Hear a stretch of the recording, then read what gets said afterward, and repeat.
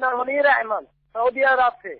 हाँ, मेरे को ख्वाब आए कि 2 औरतें 2 मर्द हैं, तो 2 औरतें मेरे से गुजरती हैं, वो जाती है आगे 2 आदमियों को के, और एक सांप है बहुत बड़ा। हाँ, एक बहुत बड़ा सांप है, वो औरतें आवाज देती हैं तो 2 जो आदमी नजदीक खड़े होते हैं ना, वो उनको नहीं सुनाई देता।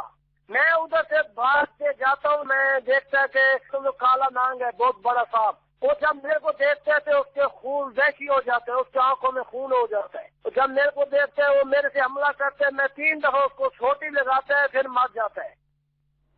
मुनीर अहमद, अरब शरीफ से आपने कॉल की। ख्वाब तो ज़रा सा तफसीली आपने बताया, मगर खुलासा यही समझ में आ रहा है कि आपने एक बड़ा सांप देखा है, एक बहुत बड़ा सांप है और वैशी सांप है, उसने आपको डराया, आप उसको देखकर डर गए, मगर बिल आखिर क्या हुआ कि आप उसको मारने में कामयाब हो गए। कई बार ये ख्वाब की ताबीर, इस तरह के सांप से मुताल्लिक़ ख्वाब की ताबीर बयान की जा चुकी है कि सांप ये दुश्मन की अलामत है, बड़ा सांप बड़े दुश्मन की अलामत है, और वहशी सांप ये अजनबी दुश्मन की अलामत है।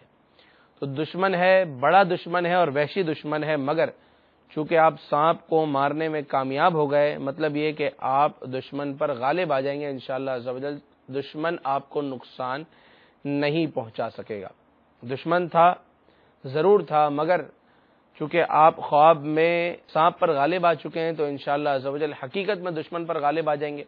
गालिब आने का मतलब ये कि दुश्मन आपको कोई नुकसान नहीं पहुंचा सकेगा। अल्लाह ताला आपको खैर और आफियत नसीब फरमाए।